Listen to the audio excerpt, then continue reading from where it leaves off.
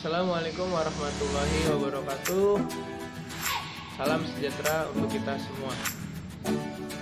Perkenalkan, nama saya Ahmad Jauji dari Prodi Pendidikan Ekonomi semester 5 dari Universitas Pancasakti Bekasi. Saya akan menjelaskan pungutan pajak dengan mata kuliah perpajakan dengan dosen pengaku Bapak Oki Purnomo MM.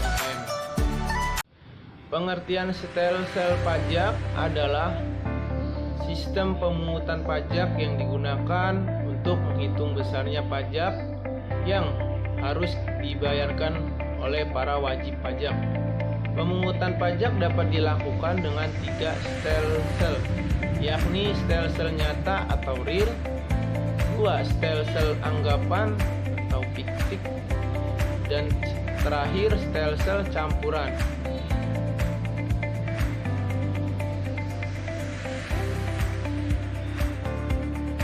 Satu, stelsel nyata atau real. Stelsel nyata real merupakan pemungutan pajak yang didasarkan pada objek atau penghasilan yang diperoleh sesungguhnya atau penghasilan nyata untuk PPh. Oleh sebab itu, pemungutan baru dilakukan pada akhir tahun. Dengan begitu, penghasilan yang sesungguhnya dapat diketahui. Kelebihannya adalah perhitungannya yang didasarkan pada penghasilan sesungguhnya dan hasil akan lebih akurat dan real. Sedangkan kekurangannya adalah karena baru dilakukan pada akhir tahun, maka agak sulit karena pajak akan dibutuhkan untuk pembiayaan atau pengeluaran sepanjang tahun. 2. Stelsel anggapan atau fiktif. Jenis ini merupakan pengenaan pajak didasarkan oleh undang-undang. Sebagai contoh, penghasilan tahun pajak tahun ini berjalan dengan penghasilan tahun pajak yang lalu. Kelebihannya adalah pajak yang dibayarkan berjalan selama setahun tanpa harus menunggu sehingga akhir tahun. Kekurangannya adalah pajak yang dibayarkan tidak berdasarkan keadaan sesungguhnya karena mengikuti tahun yang sebelumnya sehingga tidak akurat. Dan terakhir ada stelsel campuran.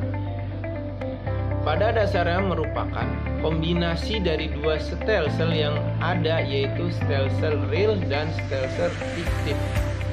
Cara kerjanya adalah pada awal tahun besarnya pada dihitung berdasarkan stelsel fiktif. Lalu pada akhir tahun besarnya pada dihitung berdasarkan stelsel real. Dari penjelasan sekilas di atas dapat dikatakan bahwa banyak ketentuan-ketentuan dalam dunia perpajakan yang perlu diperhatikan oleh para wajib pajak agar para wajib pajak dapat mengetahui kewajiban yang harus dilaksanakan.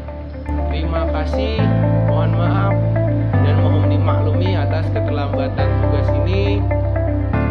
Mohon maaf apabila ada salah kata-kata, kurangnya lebih. Sekian dari saya. Billahi taufiq wal hidayah. Wassalamualaikum warahmatullahi wabarakatuh.